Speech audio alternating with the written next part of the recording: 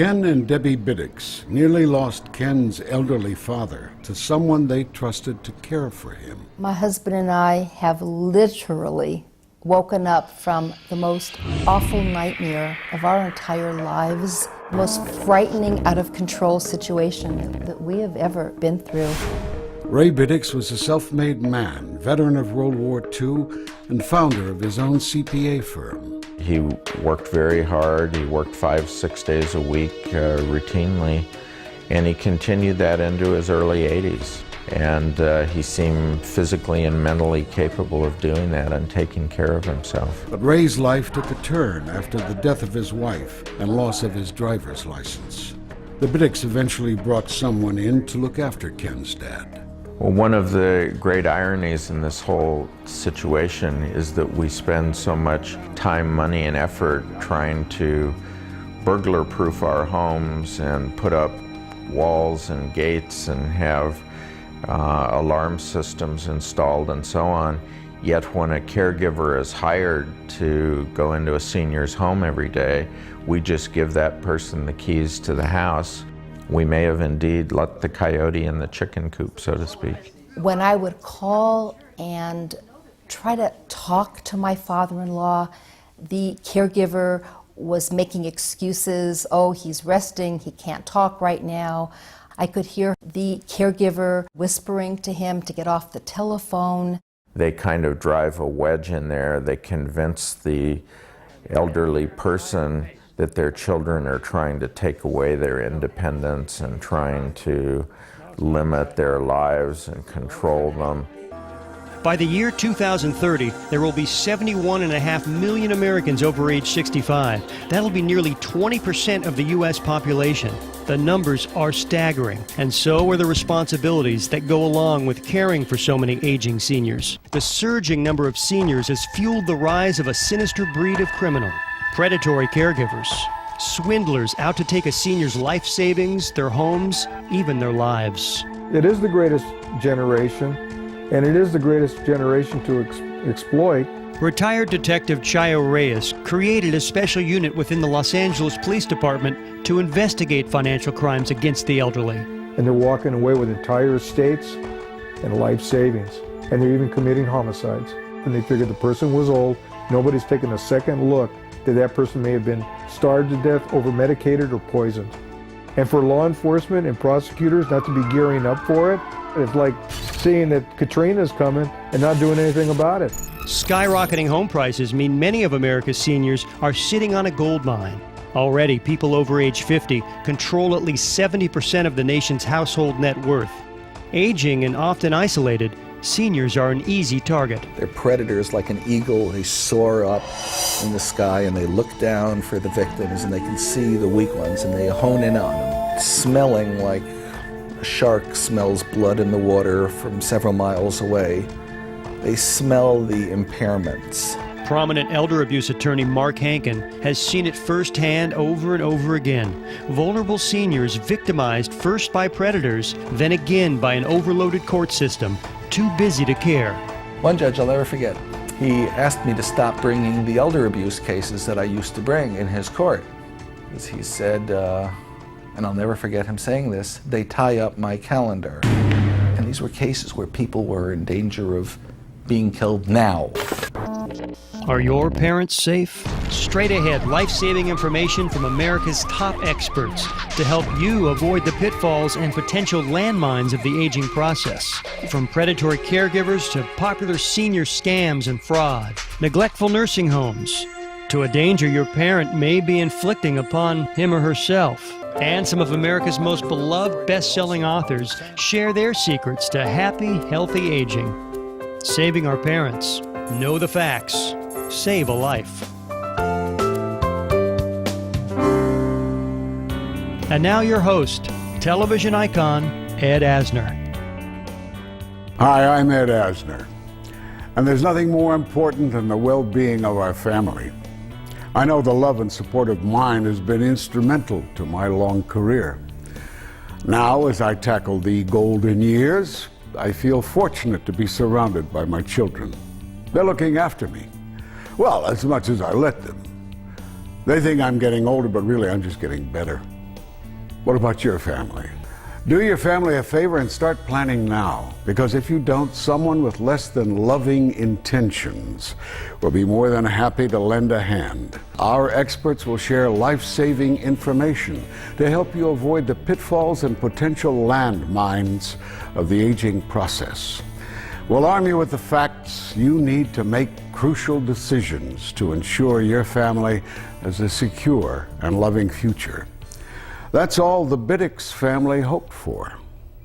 Dr. Joni Dobbs says that forced isolation is typical predator behavior in all species, including human. In the animal kingdom, if, as an example, lions are going after any particular animal for prey, they always separate the animal from the group, because once a communal species is separated, an individual is separated from the group, they're now very vulnerable. And at that point, it's just one step away from the kill. Soon the Biddicks began to see alarming physical changes in Ray. Well, my father, the caregiver, was giving him a drink every night. There was the part of me that kept saying, you've got to be imagining this. You know, something really bad cannot really be happening. And yet, at a gut level, I knew it was. His speech was slurred. He was complaining that his vision was getting worse. And my son started telling me that, loss of vision and so on was one of the signs of poisoning. Because in many states nationwide, they do not require in-home care providers to be licensed. There are more and more ex-cons that when they come out, rather than sell their dope and do the robberies, they're finding out the payoff can be bigger with minimal to no risk by becoming an in-home care provider. Skillfully executed, this could very well be the perfect crime. Private investigator Nils Gravilius has been investigating elder abuse cases for nearly 2 decades. Something a family member should look out for in the care of their elder is a caregiver who enters into an inappropriate relationship with the elder. I've investigated instances where a hired caregiver has in short order convinced the elder that they are in love and that they should elope to Las Vegas immediately before the elder's family intervenes to prevent such a thing. And then to poison him with cyanide to make it look like it was a death by natural causes so that she could inherit her husband's estate. What's the likelihood that this benign neglect by society will lead to a pattern of victimization of women coming in, finding these old men, separating them from their families, stripping them of their assets, and either neglecting them to death at home or dumping them into a facility later to die of neglect in some understaffed facility prematurely? Would you feel safe having your dad, marry one of these gals? Coming up later, the Biddicks struggle to rescue Raymond. But first, before you hire a caregiver, there are 3 things you must do. Here's Private Detective Nils Gravilius with some life-saving information. Family members need to inventory the possessions and accounts of their elder. Family members need to ensure that any outside caregiver has undergone a thorough background investigation, and don't take the word of a nursing home operator or agency operator for that. Ask for a copy of the written report of investigation of that person. Family members should regularly visit their elder relative and stay involved in that person's life, even if that person cannot communicate anymore. Crooked conservators, greedy relatives, unscrupulous caregivers. The golden years aren't always so golden for many of America's seniors. This has been going on since the Wild Wild West days, even before then. Ever since they've had elders that are vulnerable and they've had an estate, there's always been somebody to financially exploit them. 88-year-old Helen Jones found that out the hard way. I don't trust anybody anymore. A child of the Depression, Helen prides herself on being frugal. She scavenged for coal as a child and worked for years as a real-life Rosie the Riveter. She still owns the sweater in this photograph. That's the sweater. All that scrimping and saving paid off. Helen had a nest egg of more than $500,000. my youngest brother. He was until the day she got tangled up with a professional conservator. Somebody came in through the garage. I was asleep and they tapped me on the shoulder and said, sign this. Helen thought she was signing up for a reduced rate utility program. Instead, she signed away control of her life and her finances to a for-profit conservatorship firm with the same name. I think that stinks. I don't like this. There's a conservatorship. The whole system is a mess. So I don't know what to do. Conservators are supposed to be guardians of last resort. They're supposed to protect America's most vulnerable adults from predators and neglect. But the growing, so far unregulated profession has instead become a for-profit industry, one that many say is fraught with abuse and even criminal wrongdoing. They were entitled to take everything that belongs to me. My money, my bank accounts, my life insurance, my annuity, my investments. I don't know where she gets these figures. It pained Helen to see where her hard-earned money was going. She says she thought that it was a reasonable fee, $12,406. Line by line, she disputes expenses authorized by her professional conservator, including $100 a month spent on landscaping. There's no landscaping. I had a rock lawn. I says, I don't have a car. Why should I pay somebody else's car insurance? It's estimated that in California alone, 500 professional conservators are overseeing at least 4,600 adults deemed unable to care for themselves and managing their $1.5 billion in assets. She was out looking for people who are frail and helpless and thought, well, there's an easy mark, let's go get her. Probate courts are supposed to monitor conservators, but a lengthy investigation by the Los Angeles Times found that the overloaded court system routinely overlooked incompetence, neglect, even outright theft. There is an opportunity for a stranger to just come in and take over someone else's life, particularly when they have a lot of money. Pro bono attorney Bob Roddick helped Helen fight back. She saved up all this money by being frugal and then has her life invaded, literally. And now it's like she's a cash cow. It took more than 2 years and an endless string of court dates, but Helen finally won her freedom. The professional conservator agreed to resign.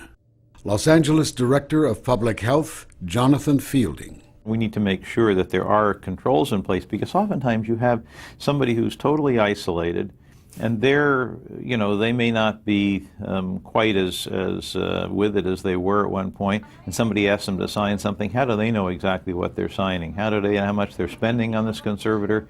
How do they know that somebody isn't crooked taking over their will and changing it, or their bank account, or taking things from their home? So if you have a loved one and they need a conservator, you need to be actively involved in making sure and monitoring that process.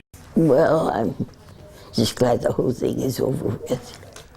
As seniors like Helen live longer, the window of exploitation grows wider, and there's no shortage of con artists who look at the elderly as a license to steal.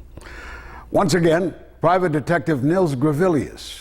There are people who perpetrate crimes against the elderly across this country through a variety of scams, pretending to paint their house or repair a driveway or repair an automobile.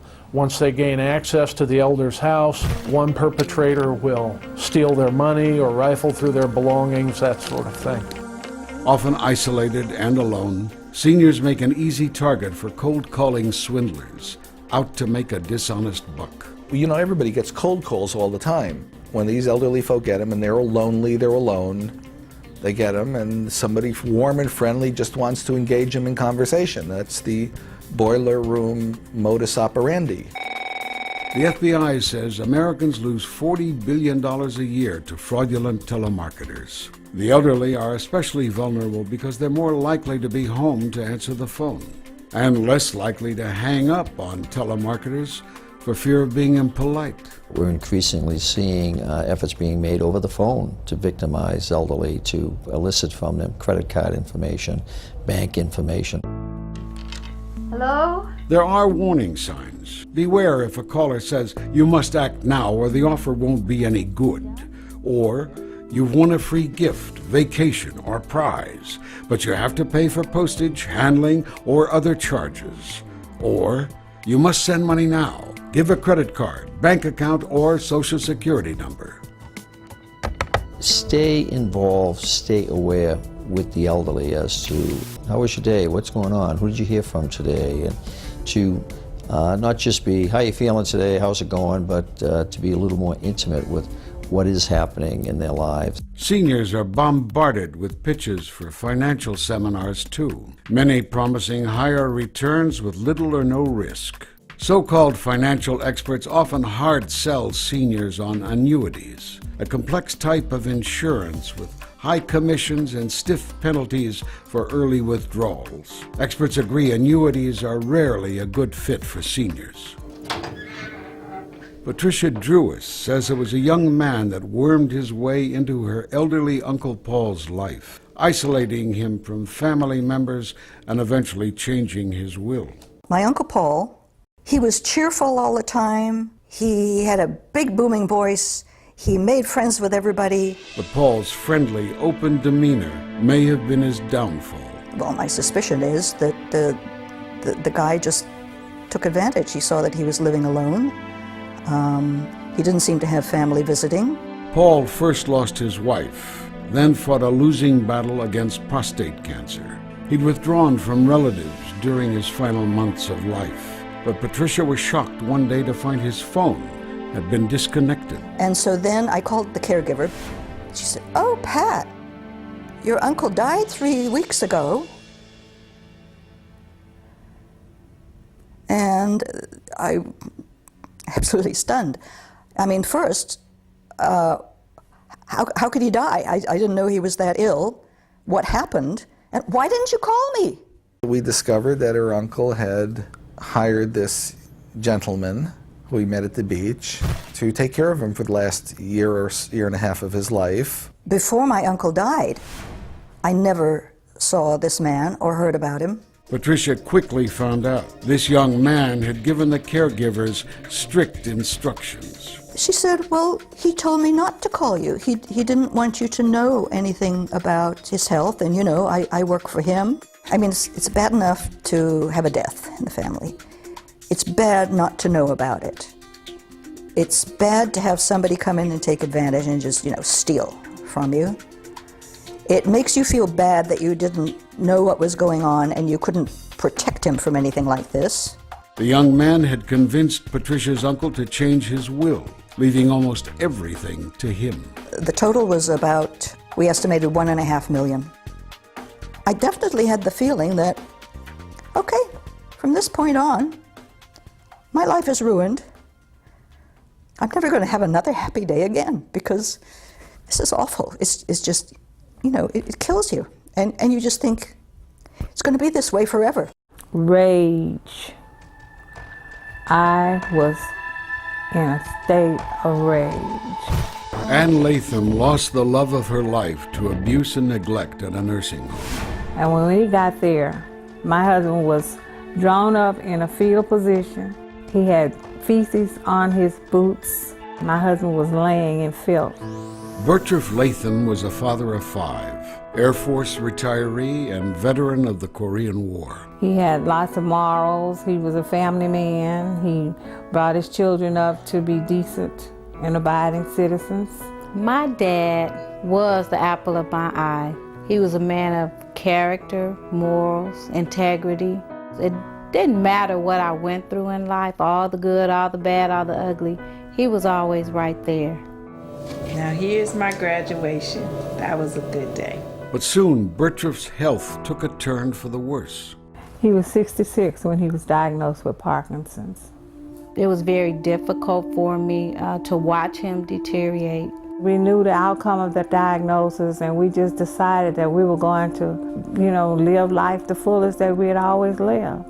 There came a time Ann needed surgery that would keep her off her feet for several weeks, unable to care for her husband. She never ever wanted my father to go to a nursing home. And what goes through my mind, I always say, well, what if I didn't agree?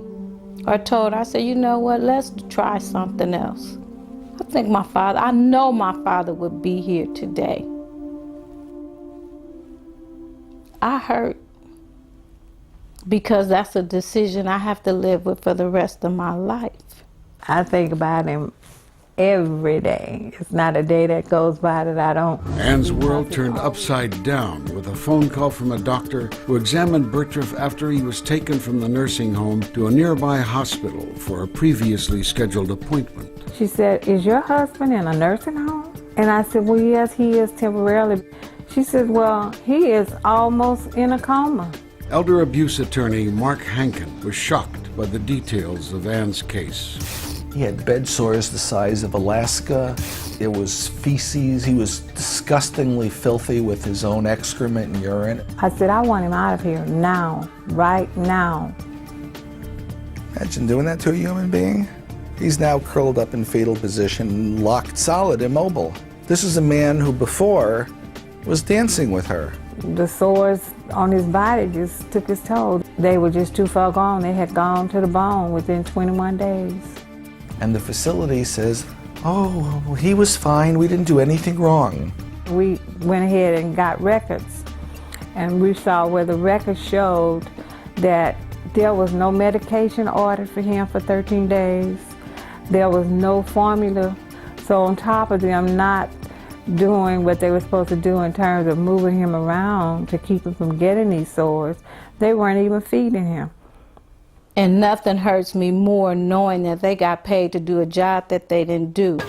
We went into the nursing home in August, walking, and in early December, he was dead. They stay in business and earn a profit by neglecting people to death. It angers me so bad that I want to just with my bare hands take control of the nursing home system. Anne and Berthenia have turned down several settlement offers from the nursing home. They're pushing the facility to hire more staff members and improve care. Money can't bring him back, and money can't even change the indignity that he suffered. That was my father. I will only have one father. For them to even say, well, his lifespan was only worth, that breaks my heart into a million pieces. People don't know what his life was worth to me for him to hold my hand. People don't know what his life was worth to me for him to look in my eyes. I can't do that anymore. Now I have to look at his name carved in stone. The Lathams now hope other families can learn from their heartache. The most valuable thing I learned with this is not to judge a book by its cover. To see a well-manicured lawn and a nice chandelier does not mean that this is a facility that cares. It was such an elaborate place.